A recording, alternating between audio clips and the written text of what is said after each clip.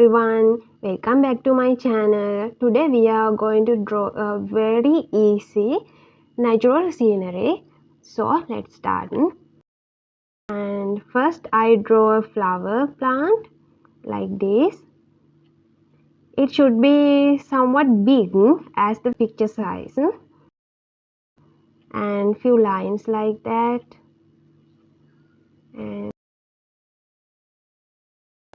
a small round also middle of it. And here. And the leaves. I add 2 leaves because this is too much easy. So the background drawing, small grass, small clouds. These are so easy. And the sun, it's a cute sun.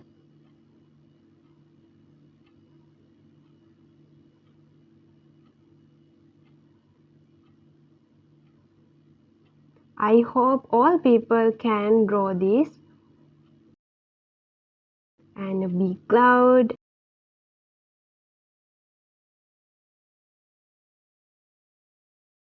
This is our final natural scenery. So thank you for being with me. I hope you enjoy the video.